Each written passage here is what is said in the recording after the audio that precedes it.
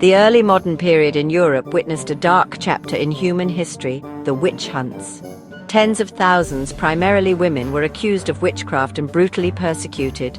Driven by fear and superstition, these hunts are a chilling reminder of intolerance and mass hysteria. Local tensions fueled the hunts, leaving shattered lives and communities. Witchcraft accusations became a systematic campaign of terror. These hunts were deeply intertwined with the social, political, and legal structures of the time. Understanding these factors is crucial for confronting contemporary forms of intolerance and persecution.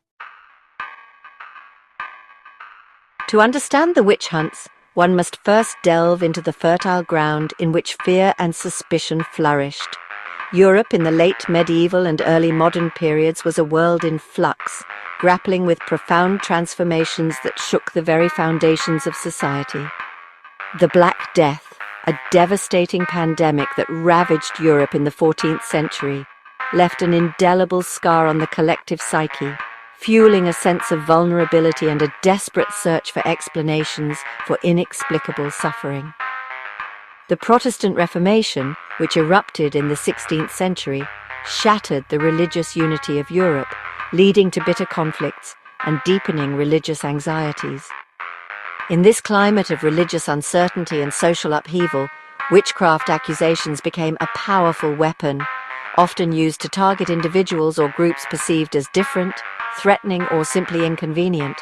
Women, in particular, found themselves vulnerable to accusations of witchcraft. Deeply ingrained patriarchal attitudes within European society often relegated women to the margins of power, associating them with temptation, sin, and the supernatural. Midwives, healers, and women who lived independently, challenging societal norms, were often viewed with suspicion and became easy targets for accusations of witchcraft. Few texts have cast a longer shadow over witchcraft than the Malleus Maleficarum, or Hammer of Witches. Written in 1486 by German monks Heinrich Kramer and Jacob Sprenger, it became the definitive guide for witch hunters across Europe. The book combined folklore, theological treatises, and misogynistic stereotypes to identify, interrogate, and execute suspected witches. It argued witches derived their powers from a pact with the devil, framing witchcraft as heresy. The book detailed alleged practices of witches, including flying and weather control. It provided graphic instructions for torturing confessions from suspected witches. Despite condemnation, it gained acceptance, especially among secular authorities. Its influence legitimized and fueled the fires of persecution. The witch hunts were not merely a product of popular superstition or religious zealotry. They were deeply embedded within the legal frameworks and inquisitorial practices of early modern Europe. The rise of the modern nation-state, coupled with the growing influence of Roman law, led to the development of more systematic and bureaucratic approaches to law enforcement and the prosecution of heresy. The concept of crimen exceptum, which allowed for exceptional legal procedures in cases of heresy and witchcraft, granted authorities sweeping powers to investigate, arrest, and punish suspected witches. Torture, often used to extract confessions, became a routine part of the legal process, with methods ranging from sleep deprivation and waterboarding to the use of thumbscrews and the rack. The absence of due process, the reliance on coerced confessions, and the use of spectral evidence, which admitted dreams and visions as proof of witchcraft, created a legal system heavily biased against the accused. Suspects often faced their accusers alone without the benefit of legal counsel or the right to confront witnesses. These legal frameworks, combined with the prevailing climate of fear and suspicion, created a perfect storm for the escalation of witch hunts. While the spectre of witchcraft haunted much of Europe during the early modern period, the intensity and scope of witch hunts varied significantly from region to region. Several factors contributed to these geographical disparities, including local legal traditions, the influence of religious institutions, and the social and political climate of specific regions.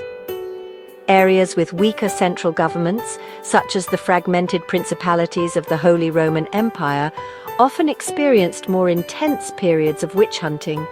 In these regions, local authorities, often influenced by religious authorities or popular anxieties, had greater latitude to initiate prosecutions and impose harsh punishments.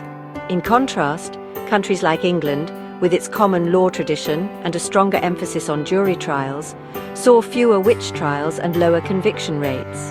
The English legal system, while far from perfect, offered some safeguards against arbitrary accusations and provided a greater degree of due process. Section 6. The Salem Witch Trials, a transatlantic comparison. The Salem witch trials of 1692 offer a chilling comparison to European witch hunts. Both reflected fear, religious extremism, and social anxieties.